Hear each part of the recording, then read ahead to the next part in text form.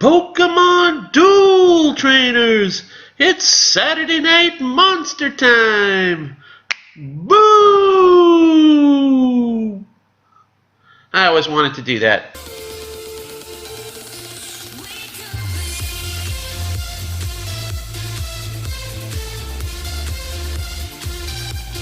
I love Professor Showtime's videos so much I decided to dedicate this one to him. So recently, Professor Showtime had a guest on his channel who meticulously calculated the odds of pulling decent figures from the boosters based on 100 days of data. I am impressed that someone would do that, and the effort should be acknowledged. It's funny everyone seems to be complaining about the game, but we're still here, paying and playing. So what message are we sending to the developers by complaining and playing anyway? Almost sounds to me like we are saying that we are addicted and we can't stop playing no matter what they do to us. Just something to think about. Anyway, everyone is complaining about the boosters, but what about the spins?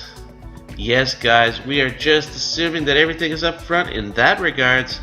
The little wheel spins and stops when it runs out of momentum, and there is no longer enough energy to spin that big heavy wheel. And it lands where it lands, so innocent.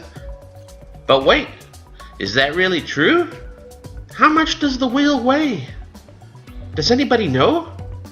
How many RPM does it spin at? How much friction is there slowing it down? At what rate does it slow down in terms of negative acceleration? Well, what do you mean it's not a real wheel, Saturday Night Monster? But the percentages are real, right? Well, let us see. Has anyone added up the numbers? I don't know. Let's take Shiny Mega Gengar, for example. Okay, so we add 4 plus 32 plus 16 plus 44. What does that make? 96! Where did the other 4% go? Let's do another one. Let's take Shiny Genesect. 8 plus 4 plus 40 plus 8 plus 8 plus 28. What does that make? Boom! 96% again. 96. Where did the other 4% go? I mean, when I went to school, I remember the teacher saying that in a pie that no one had taken a piece out of, there was still 100% of the pie there. Is Pokemon Duel taking a piece out of our pie? I was watching a duel on K-Dub's channel yesterday and came across a duel where an unlucky, unsuspecting opponent who had gone through an entire evolution for his Sceptile and only had 1% miss on his wheel, and it landed not once, but twice in a row. Bad luck? Yeah. So let's figure out exactly how unlucky we have to be to land a 1% segment twice in a row. So when I studied statistics at university, they said that in order to calculate the odds of that happening, you had to multiply 1 over 100 by 1 over 100.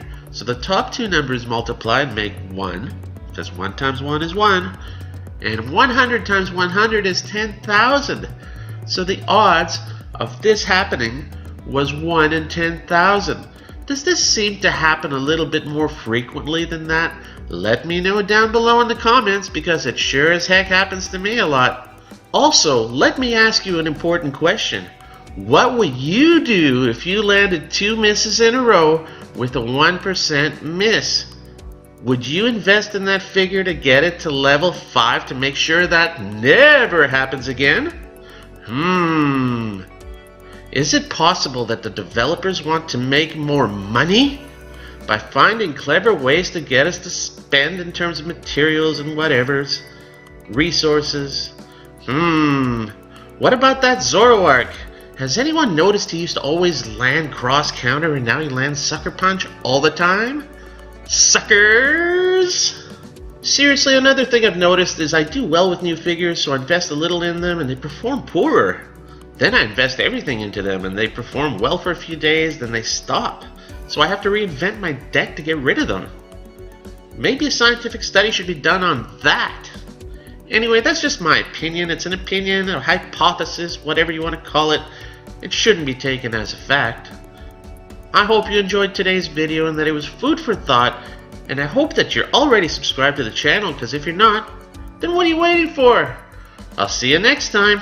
This is Saturday Night Monster, signing out. Peace, guys.